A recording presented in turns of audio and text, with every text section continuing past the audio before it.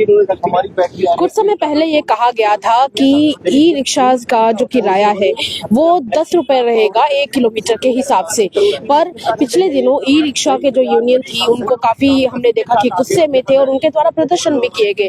अब मैं थोड़ी देर पहले हम यहाँ पर पहुंचे हैं और हमने देखा है कि e rickshaw union transport commissioner के ऑफिस आए हुए थे और उनकी वहां पर बातचीत भी हुई थी। पहले तो आइए बातचीत करने का मैं प्रयास करूंगी। सर, क्या इश्यूज रहे, माफ कीजिएगा सर, पहले मैं आपके पास आना चाहूंगी। सर, आप बताएं कि क्या आप लोगों की आज बातचीत हुई है, क्या कुछ फ्रूटफुल रिजल्ट देख पाते हैं, क्योंकि 10 रुपए के हिसाब से काफी कम देखने को मिलता है, ना गुजर बसर हो पाता है, उसमें क्या सोचते हैं? देखिए, फ्रूटफुल डिसीजन अभी तो सिर्फ हमारी डिस्कशन हुई है। जो हमारा अभी तक हमने जो ई रिक्शा को एनुअली चलने का क्या खर्चा है और ई ऑटो का क्या है वो पूरी प्रेजेंटेशन बना के हमने उनको दी है। फ्रूटफुल डिसीजन तो मैं उम्मीद करता हूं कि निकलेगा, क्योंकि ट्रांसपोर्ट कमिश्नर साहब ने हमें आश्वासन दिलाया कि इसको डिस्कस करने के बाद 10 से 15 दिन के बाद हम आपको दोबारा बुलाएंगे, तो उसके बाद ही जो डिसीजन निकलेगा, और मुझे उम्मीद है कि वो निकलेगा जो हमें भी मंजूर होगा और ई रिक्शा के जो पैसेंजर्स हैं उन्हें भी मंजूर होगा। सर, पिछले दिनों हमने देखा था कि आप लोग काफी नाराज थे, काफी जगह ब्लॉक भी हुई उसकी वजह से, आप लोगों के प्रदर्शन की वजह से।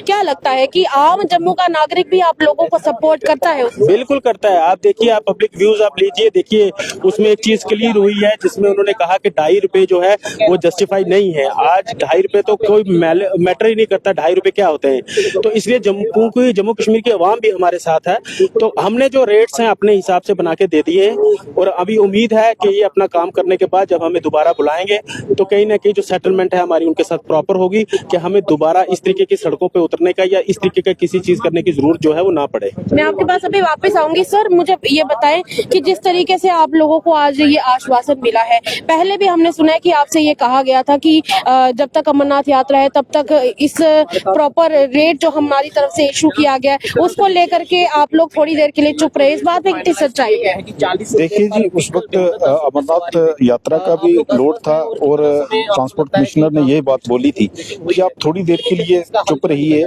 हम आपका ये जो किराया है इसको हम दोबारा सेटल कर देंगे। बट उसके बाद उन्होंने सेटल नहीं किया, उसके बाद वो चेंज भी हो गए।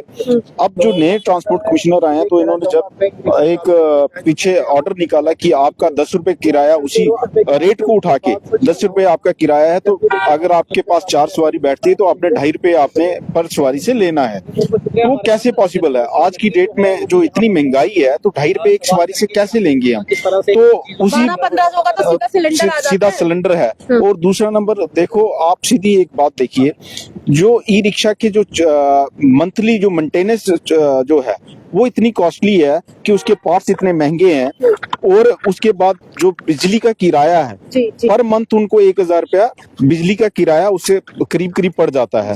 उसके बाद उसकी अपनी लेबर जो है, अपना जो खुद का वो रिक्शा चलाता है तो उसने अपनी घर जो अपनी दिहाड़ी वो भी तो निकालनी है। अगर एज पर गवर्नमेंट रेट के हिसाब से जाए तो वो भी मेरे ख्याल में 300-400 रुपए इन्होंने जो सेटल करके रखी हुई है। तो आप सारी चीजों को कैलकुलेट कीजिए तो 2.5 रुपए के हिसाब से वो कैसे चला पाएगा? वो तो पॉसिबल नहीं है। तो आजकल तो बच्चों को भी पॉकेट मनी देनी है, बच्चे भी बोलते हैं कम से कम 20 रुपए दीजिए, 2.5 रुपए में क्या? वही चीजें, वो सारी चीजों का जो गुस्सा था वो फिर हमने प्रोटेस्ट में निकाला। उसके बाद आज जो है एक फ्रेंडली माहौल में जो मीटिंग हुई है और उन्होंने आश्वासन दिया है कि इसका जल्द ही फ्रूटफुल जो है वो डिसीजन आपको मिलेगा, और सारी चीजें जो है वो कैलकुलेट करके उनको उनके टेबल पे रख दी गई हैं। उन्होंने बोला कि हम हायर अथॉरिटीज के साथ बात करके, और इसमें काफी सारे और भी इश्यूज थे, लाइसेंस से रिगार्डिंग इशू था, क्योंकि जो इंश्योरेंस कंपनी है वो जो ई रिक्शा का लाइसेंस है उसको नहीं मानती है जब वो क्लेम सेटल करना हो।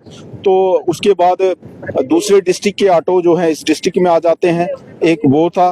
तीसरा एक और था महत्वपूर्ण कि आपने जब ये ई रिक्शा की पॉलिसी लाई, जब ई रिक्शा के लिए आपने बोला कि जो है वो अनएम्प्लॉयमेंट को, जो लोग हैं जो अनएम्प्लॉयड हैं उनको एम्प्लॉयमेंट मिल जाएगा, और उसमें एक डिस्ट्रिक्ट में कितने ई रिक्शा चलाने हैं उस पे आपने कोई पॉलिसी ना डिस्कस की ना कोई तय की। आज प्रॉपर रोड मैप नहीं था।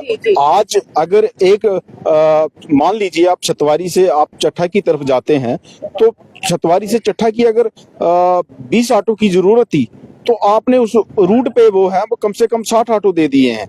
तो ये कैसे आप उसको मैनेज कर पाएंगे? आज ये कह रहे हैं कि वो कहीं ना कहीं इन्होंने माना है कि जो हमारी जो पॉलिसी थी जो अनएम्प्लॉयमेंट को एम्प्लॉयमेंट देने की, आज वो हमारे लिए सिरदर्दी बन चुकी थोड़ा है। तीखा सवाल है, पर क्या आपको लगता है जिस प्रकार आप लोगों ने पिछले दिनों इतना प्रदर्शन किया और रोड्स भी ब्लॉक हुए, उसके बावजूद आपकी बात नहीं सुनी गई, क्या आज ये जो शांतिपूर्ण तरीके से बात हुई है उससे सोल्यूशन निकल जाएगा? वैसे भी कई बार कहा जाता है कि जो बातें लड़ाइयों से नहीं सुलझ पाती हैं वो साफ तरीके से बात करके निकल जाती है। क्या लगता है वही बात यहाँ पर भी इम्प्लीमेंट हो जाएगी?